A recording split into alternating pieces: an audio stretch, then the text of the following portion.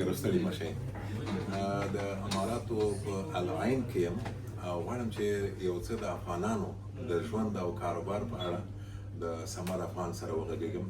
دی په دې اړه معلومات لري، په دې برخه کې کار کړی دی او تحقیق یې کړی دی، معلومات یې کره دي.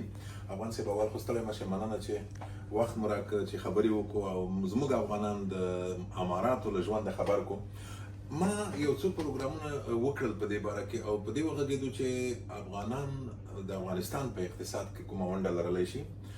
داسې کسان هم وو چې ویل چې افغانستان کې بیخي هېڅ مو لیدلی نه دی، خو بیا هم که نور هېڅ نه وي هلته یې خپلوان دي، هغوی ته یو څه ګټه رسېږي که نه، نغدې پیسې مثلا. او افغانستان کې دا ضرورتونه ډېر دي. ډېر داسې کسان دي چې په افغانستان کې اوس هم کاروبار لري، دلته هم کاروبار لري. تاسو راته ووایئ چې په اول قدم کې رښتیا هم د افغانانو ونډه د افغانستان په اقتصاد کې شته که نه، او کوي څومره ده؟ بسم الله الرحمن الرحیم.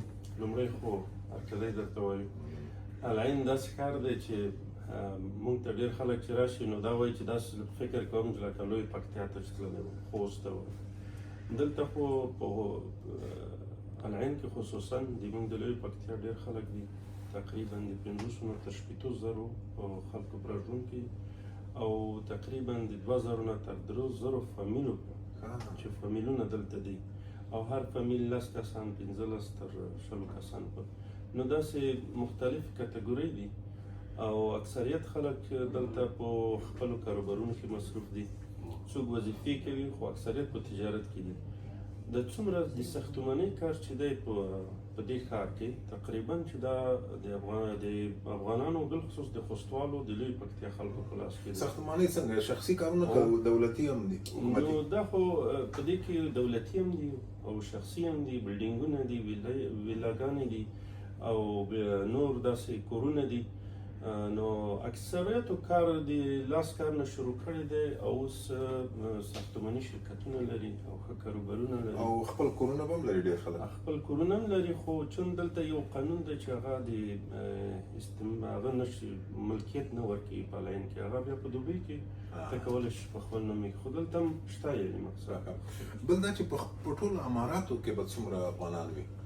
او د موږ د سروې له مخې خو تقریبا د 1.5 لک نه تر 2 لکو پورې خلک ژوند کوي، خو په دې کې څوک ځي او څوک راځي، نو تقریبا په دې تعداد کې. او په عمومي ډول په دا ټولو اماراتو کې افغانان چې دي دوی معمولا په کومو کارونو اخته دي؟ دوی هم په همدې ساختماني کارونو که نه بېلابېل نور کارونه؟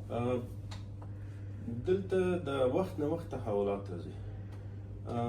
مخکې تقریبا چې ډېر خلک د موږ افغانان په ترانسپورټ کې ټریلرې او دا لوډرې او دا شیان دې کې یعنې ډېر نتلي وو او ډېر ماشاءالله مهارت کې پیدا کړی وو او ښه کامیابي ته لاسته کړې وو.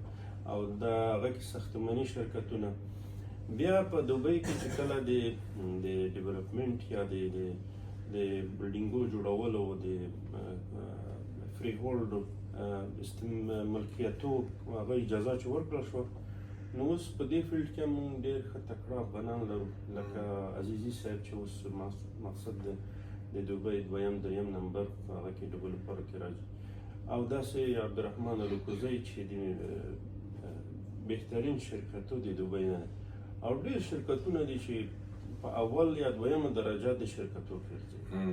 دا خلک کورونه جوړوي او بیا یې خرڅوي، یا یې په کرا ورکوي یا یې جوړوي، بدلون پکې راولي، دا د دوی کاروبار دی.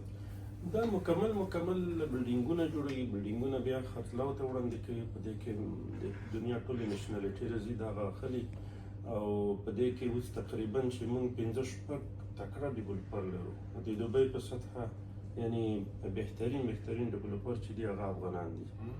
او په نورو ښارونو کې هم مقصد په ډېرو کارونو دوکانداري ډېره ده، دوکانونه دي په مختلفو کاروبارونو کې بوخت دي. بله پوښتنه چې رانه هېره نه شي تاسو جواب رانه کړه، د افغانستان په اقتصاد کې ونډه څه شی ده دغلته د افغانانو؟ ما په نظر متحده عربي امارات او بالخصوص دوبۍ دا د افغانستان یوه دروازه ده، او د دې دروازې هر وخت چې په افغانستان دروازې بند شوي دي، نو یوازینۍ دروازه چې خلاص وه هغه د دوبۍ وه، او یوازینۍ ځای چې دی چې افغانستان سره د جغرافیې لحاظه نزدېکت لري هغه دوبۍ ده. په 2.5-3 ساعتو کې کولی شي کابل ته ورسېږي. اکثریت تجاران د افغان تجاران په هر ځای کې که کاروبار لري خو یو دفتر په دوبۍ کې لري، هغه دې په خاطر چې افغانستان ته نږدې وي. که په هر ځای کې د نشنالیټي واخلي بیرته دوبۍ ته راځي، نو دغه خلک بیا ځي که افغانستان ته خپلو ولایتونو ته. ته چې اوس د خوست ښکلا ګورې، د خوست سړکونه ګورې، د خوست بلډینګونه ګورې، د خوست دا ټول د دې خلکو برکت دی. په همدې باره کې غواړم لږ تفصیل راته وغږېږې. زه خوست ته تللی وم دا اوس یو میاشت مخکې. په خوست کې چې ما وکتل، ما ته خلکو ویل چې ډېرې ودانۍ او کارونه چې شوي دي حکومت نه دي کړي، ولس کړي، خلکو کړي دي. او د دې هم یو دلیل ښایي دا وي چې دا خلک دلته کاروبارونه کوي او بیا په افغانستان کې پانګونه کوي، په خوست کې مثلا. دا خبره حقیقت ده؟ بالکل حقیقت ده، نه تنها په خوست کې، په ټولو ولایتونو کې. او دقیقه شماره د انکم د افغانانو چې دلته چې کوم افغانان دي چې بیا پیسې حواله کوي افغانستان ته، خو د میلیونونو نه ده، د میلیاردونو ده، میلیاردونو درهمو ده. او دا حساب دولتونو ته معلوم دی، د دولت ته معلوم دی، افغانستان ته معلوم دی. یعنی د امارات موږ دپاره یو د خیر او د رزق غټه دروازه ده. ټول خلک چې دلته مسافرت کوي، ژوند کوي، هغه هره میاشت په اخر خپل فامیل ته پیسې لګي.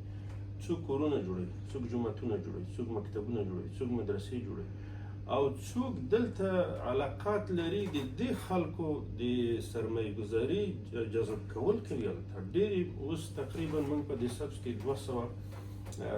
200 فابریکې جوړې شوي دي. په دې کې اکثریت فابریکې د هغه افغانانو دي چې دلته ژوند کوي، او دې کې میلیونونه ډالر سرمایه ګذاري د دې افغانانو ده. نو دا طبعا د افغانستان په اقتصاد کې، د افغانستان په پرمختګ کې ډېر رول لوبوي. ولې دوبۍ دومره کامیابه ده په دغه ټولو مسلو کې؟ مثلا مخکې ما د مشرانو سره خبرې وکړې، څو کاله مخکې داسې کیسه نه وه. اوس چې زه په دې لاره راتلم، په دښتو کې پارکونه او ځنګلونه او ودانۍ جوړېږي. دلیل چیرې دی؟ ولې یو څوک باید راشي دوبۍ کې ژوند وکړي؟ زه لندن ته تللم د تاسو وکړم، نو هلته ما غوښتل چې یو کاروبار شروع کړم. نو هلته مې هر چا سره چې مشوره کوله چې ما به ورته ویل چې زه دوبۍ نه راغلم، دوی به داسې وخندل چې نو ته دوبۍ نه راځې، په لندن کې ته غواړې د خپلې روپۍ د دولت سره نیمې کې 40% ټیکس او ته د خپلې روپۍ ته په هوای کې. نو هغه ځای کې ما ته د دوبۍ د اصلي خبرې هغه معلوم شو چې د دوبۍ ته خلک ولې راځي. بهترین د تاسو د انګلند د لندن تجاران دوبۍ ته ولې انتقال شو، میلیاردر ولې انتقال شو؟ دلته ټیکس نشته، فری هولډ دی، څومره پیسې چې ګټې دي تا په سرمایه ګذاري دی، تا په کاروبار دی، تا په هر څه چې کوي، څوک کار نه سره لري. 15% یو معمولي ټیکس دی، نور هر څه دی تا دی. دویمه خبره دا ده چې بیروکراسي نشته. هر څه سیستم دومره پرمختګ کړی دی چې هر څه آنلاین دی. ته په کور کې ناست، موږ اوس ادارې نه پېژنو چې دا اداره چېرته ده، چېرته ده. هر څه په موبایل باندې خلاصېږي. یو تجارتي لایسنس زه نه پوهېږم، خو ما چې ډېر په پرمختللي هېوادونو کې پوښتنه وکړه، 3 ورځې 4 ورځې منتها 7 ورځې او ډېر سخت مراحل دلته په 5 دقیقو، او حتی چې 2 دقیقې کې هم ته کولی شې په کور کې ناست لیسنس، تجارتي لیسنس جوړ کړي. بانکي حساب هم داسې. یعنې دومره سهولتونه د تجارانو د تجارت دپاره ایجاد کړي دي چې ته یو سړی که وغواړي چې سرمایه ګذاري وکړي، یعنی بهترین ځای د سرمایه ګذارۍ دغه دی. نو ټوله دنیا راځي همدلته سرمایه ګذاري کوي. او دویم هغه دغه دی چې هر ځای ته که ته لاړ شې د امنیت احساس نشي کولی، شخصي سیفټي نه لري. یعنی که ته ما ته غربي هېوادونه وښیي، اروپا وښیي، امریکا وښیي، او حتی که لندن راته وښیي، ته یو ښه ساعت نشي په لاس کولی. هلته غله ډېر دي، موبایل درنه په لار کې تښتوي. موږ دلته موټر همداسې چلان پرېږدو، لاړ شو خپل سودا موده وکړو، بېرته موټر ته راشو، امکان نشته چې څوک حتی لاس ورکړي. د امنیت احساس دومره عالي دی چې ابوظبي او دوبۍ ښار د ټولې نړۍ په سویه اول او دویم کې هر وخت اول او دویم یا ابوظبي وي یا دوبۍ وي. نو دا څو علتونه دي چې خلک راځي همدلته ژوند کوي. دریم چاپېریال دی، ژوند سهولتونه، لکشري ژوند، که هر رقم ژوند ته وغواړي دلته شته. خو آخري خبره له ګرمۍ نه پرته چې ګرمي ډېره ده، نور دې هېڅ داسې څه ونه ویل راته چې هغه منفي اړخ ولري. افغانان خو دلته ټول داسې نه دي چې سوداګر دي، خواران دي، مزدورۍ کوي او په سختو ګرمیو کې دوی په عذابېږي. د هغوی ژوند څنګه؟ ګورئ، یو طبقه د افغانانو چې ده پوهېږم چې په مزدور کار دي او همدې ټولو خلکو دي، ټولو مشرانو همدغه نه شروع کړې ده، همدغه نه پیل کړی ده. خو دلته قانون د کار چې دی دام دی د مزدور په طرف ده. که ته مزدور هم وي، یعنې ته دومره امتیازات لرې چې د کار څښتن په تا باندې یو امر غیر قانوني نشي کولی، د تا حق نشي خوړی. د تا اوس مقصد د جون میاشت تر سپتمبره پورې ډېره سخته ګرمي ده، نو دوی امر کړی دی چې 12 بجو نه تر 3 بجو پورې کار بند دی. که څوک یې وکړي نو 50,000 درهم به د مالک د کار جرمانه کېږي. یعنې مزدور ته هم پوره حقوق ورکړي دي. نور هغه چې خدای مزدور پیدا کړی دی خپله ترقي نه کوي یا بل طرف ته نه ځي یا همت نه کوي، دا یا په قسمت کې نه وي یا هم دومره ابتکار وي، نو هغه د خپل مشکل دی. یعنې دولت خو د امارات دولت خو دې سره کومه نه لري. مننه ژوندی اوسئ. خوشحاله اوسئ.